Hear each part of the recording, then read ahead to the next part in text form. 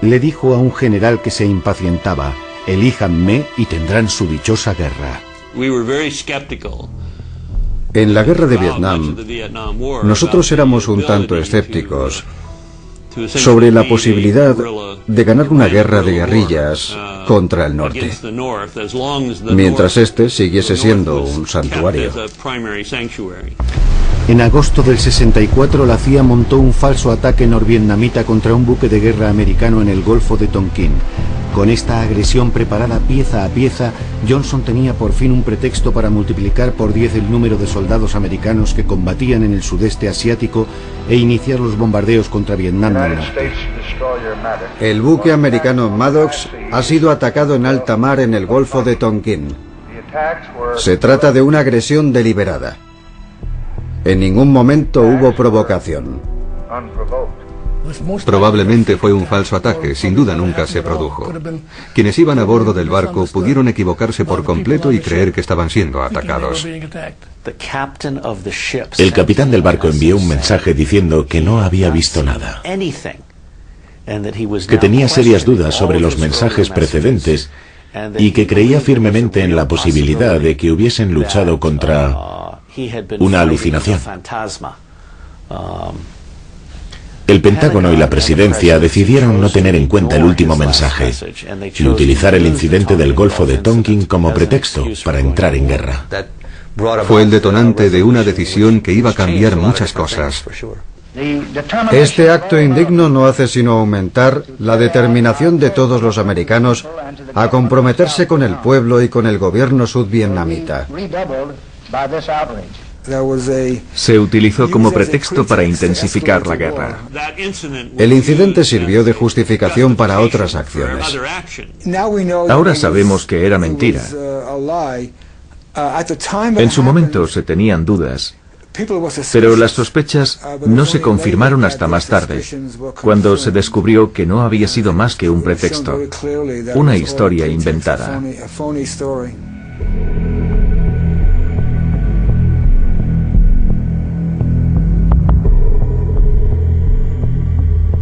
En Vietnam se puso en marcha la Operación Fénix. La CIA se encargó de aplicar pura y llanamente un programa de asesinatos de civiles, profesores, médicos, ejecutivos, para paralizar el país. Unos instructores americanos de la CIA formaron a equipos especiales. Para aterrorizar a la población, los escuadrones de la muerte firmaban cada asesinato. Después de cada acción colocaban una carta de la baraja, el as de picas, a la vista en los cadáveres. La mayoría de las víctimas fueron torturadas antes de ser ejecutadas. William Colby, el responsable de la CIA que dirigía la operación, fue nombrado director de la agencia unos años más tarde. El objetivo de la Operación Fénix era destruir la infraestructura norvietnamita. Querían eliminar a cualquier persona que tuviera el mínimo contacto con el Vietcong. Era una operación clandestina que nos ordenaron cumplir para poner trabas a los esfuerzos norvietnamitas. Bill Colby estaba detrás de Fénix, una operación que mató a muchos vietnamitas. Lo cierto es que no me apetece mucho remover este asunto. Bill se encargó de ponerlo a punto, de organizarlo. Era un dispositivo defensivo destinado a proteger nuestras operaciones. Bill Colby me juró que la operación había sido relativamente limpia y un éxito. Sencillamente mataron a todo aquel que presuntamente tuviese la mínima relación con el Vietcong. Y no me refiero solo a soldados, sino también a civiles. Fue una masacre espantosa. Pueblos estratégicos, pacificación del campo, en general todo fracasó en un contexto revolucionario. Formaba parte de un conjunto de prácticas. En Vietnam, Lyndon Johnson se metió en un atolladero. I got a letter from LBJ that said this is your lucky day, time to put your khaki trousers on. We've got a job for you to do. Dean Rusk has caught the Asian flu and we are sending you to Vietnam. En 4 años el cuerpo expedicionario americano pasó de 20.000 hombres a 540.000. Un ex empleado del Pentágono proporcionó al New York Times un informe confidencial sobre el origen del compromiso americano con Vietnam y las mentiras de la administración Johnson. Invadimos Camboya, bombardeamos Camboya y el Pentágono falsificó documentos para demostrar que solo bombardeamos Vietnam.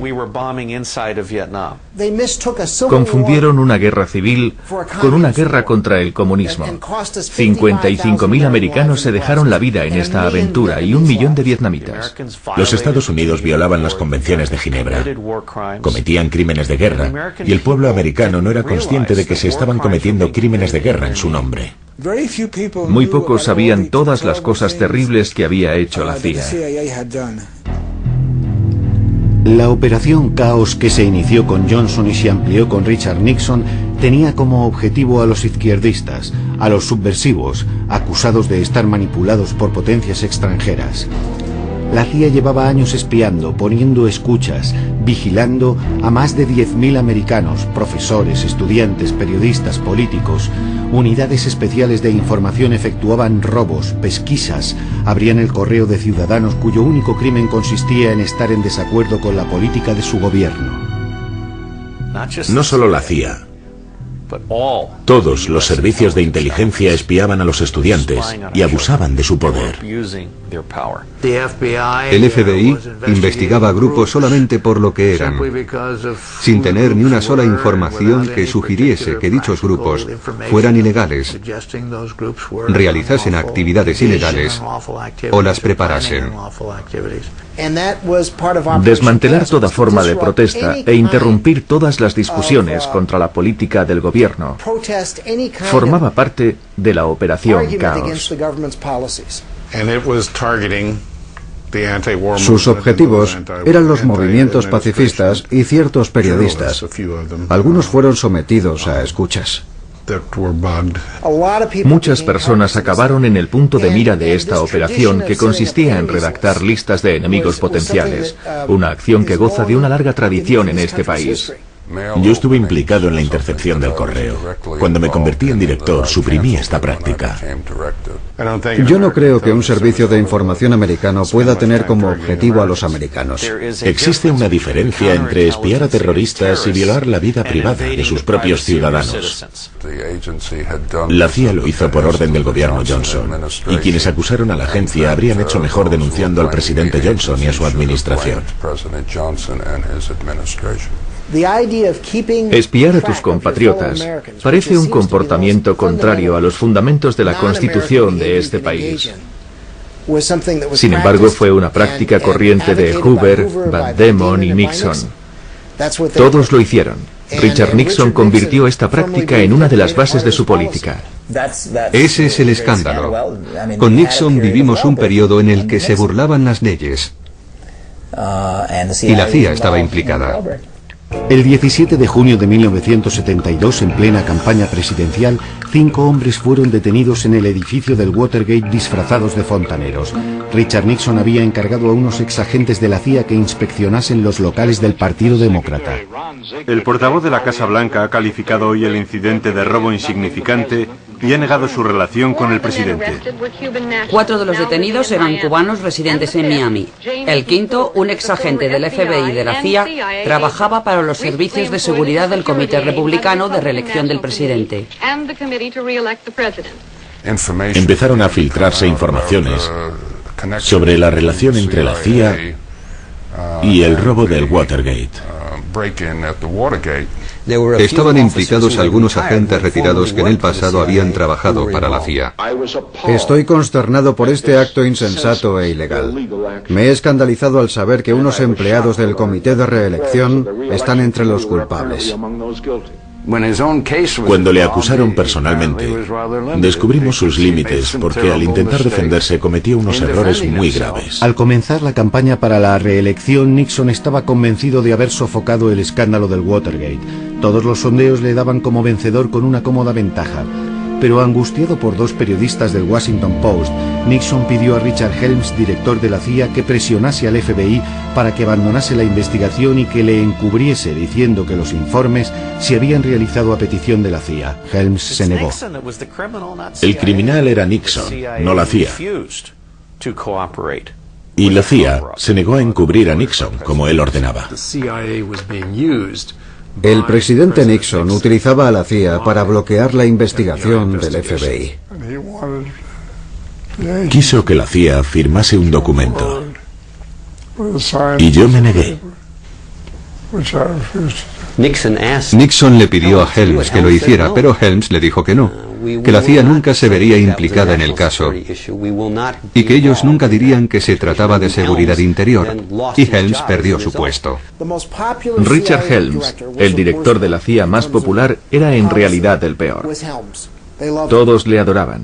Le llamaban el director Tefal, porque todo lo que era molesto le resbalaba, excepto Chile.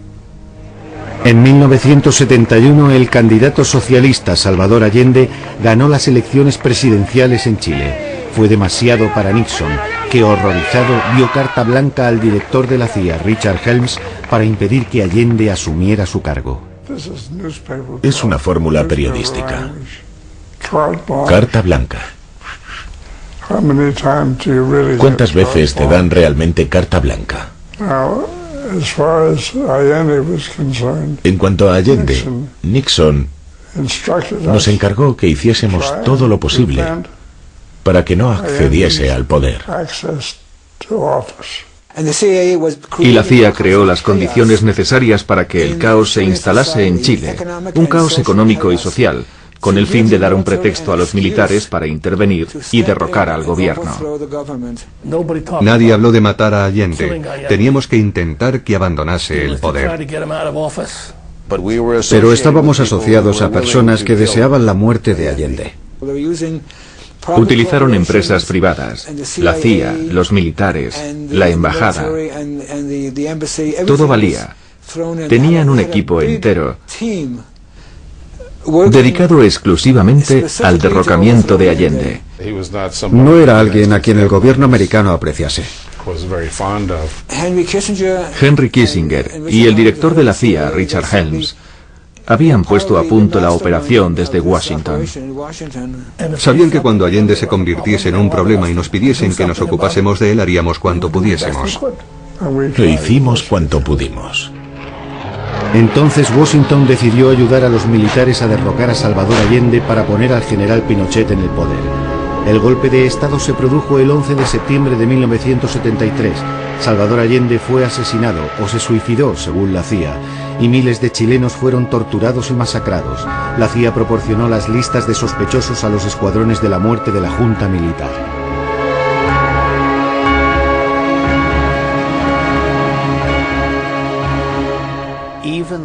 Incluso los agentes de la CIA más experimentados, personas con 20 o 30 años de servicio, no son todavía conscientes de la cantidad de asesinatos y operaciones clandestinas que la CIA ha podido cometer.